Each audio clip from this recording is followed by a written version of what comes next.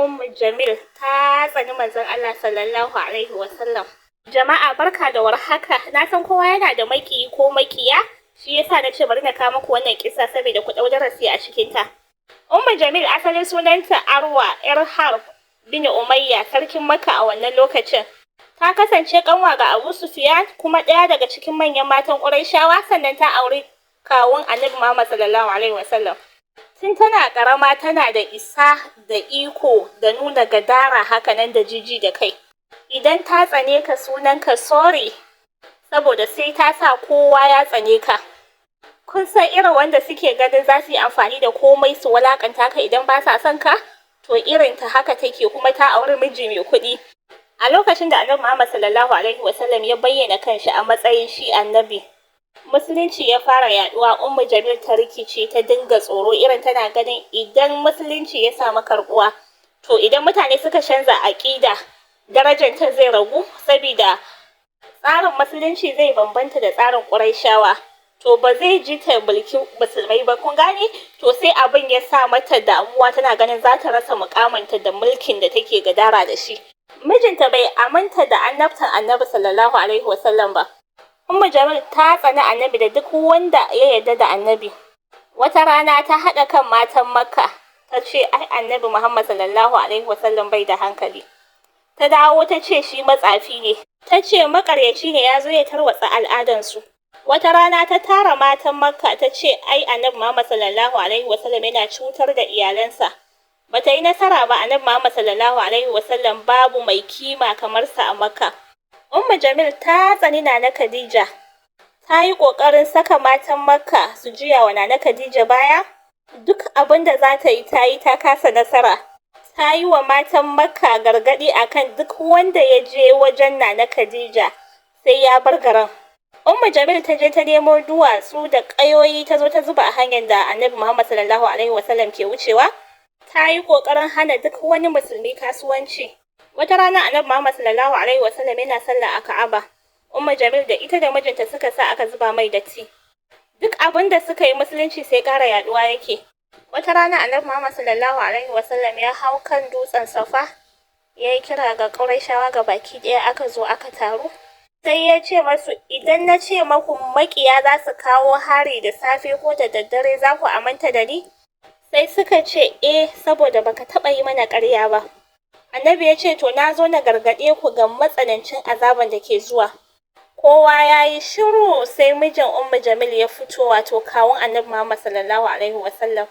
Ya ce daman ka tara mu akan iya wannan magana ne?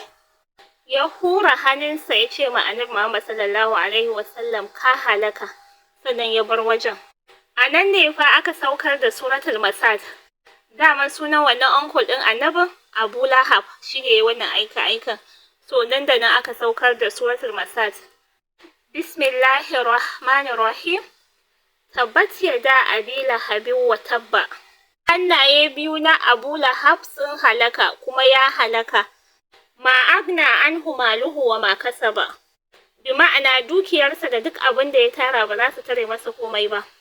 Sayasla naran zata lahab. Za ya shiga wuta mai horuwa.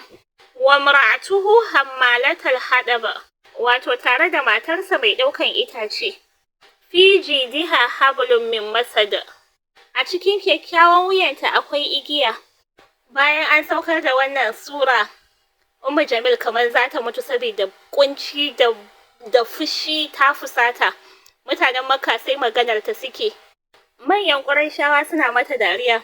Ta yanke hukunci akan za ta kashe Annabi Muhammad sallallahu alaihi wasallam. Ta je ta ɗauko wani ƙaton dutse.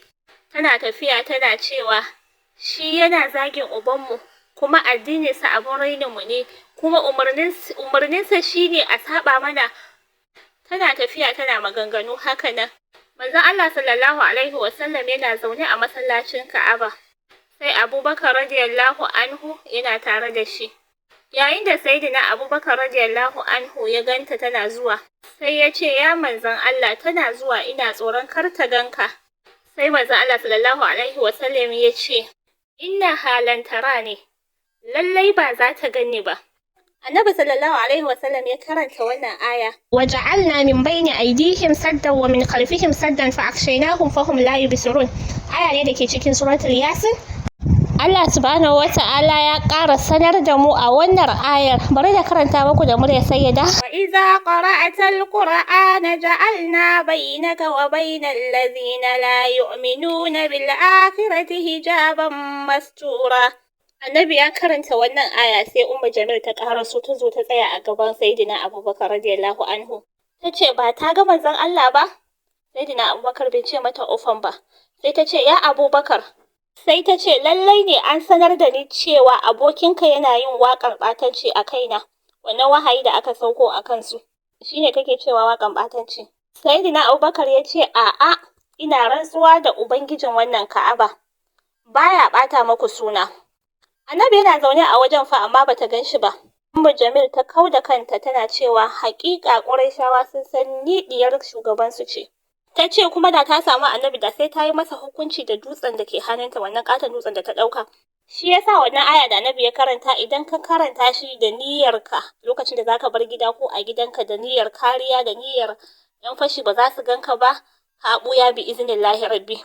Ummu Jamil ta jefar da dutsen hannunta tana ta kan maganganu tana cewa mu mun ki wanda ake zargi, muna kin maganarsa, muna kin addininsa, mun ki tana waka tana tafiya. Ummu Jamil ta san suratul masad ya bayyana ƙarshen ta kuma duk abin da za ta yi alkur'anin Allah ba zai canza ba. Bayan shekara 3 Ummu Jamil da mijinta sun kasa yin nasara daga ƙarshe mijinta Abu Lahab ya kamu da wata irin cuta.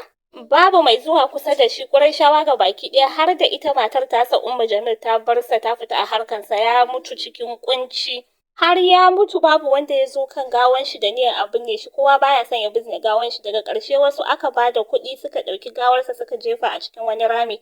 Mutanen Makka suna ta kan maganganu suka ce to abin da aka faɗa ya tabbata kaza dukiyarsu ya gushe menene ana ta kan maganganu haka nan amma still Ummu Jamil bata canza ba. Daga ƙarshe wata ruwayar dutse mai girma ya faɗi a kanta ta mutu, wani ruwayan kuma an ce ta mutu da igiya a wuyanta kamar irin ta kashe kanta saboda kunci da bakin ciki kawai ta ɗaura kanta ta mutu. Asalin sunan Abu Lahab shine Abdul Uzza bin Abdul Muttalib, amma asalin sunan mahaifinsa Abu Udaiba. Ana kiransa da Abu Lahab ne saboda hasken fuskarsa. Da fatan an ɗau darasi wanda duk kiyayya da tsana da sharrin da makircin da shi Abu Lahab da matan shi suka yi ma Annabi sallallahu alaihi wasallam bai hana musulunci yaduwa ba, wanda gashi nan mu muna fatan Allah ya sa mu mutu muna cikin musulunci, addinin musulunci alfahari da mu.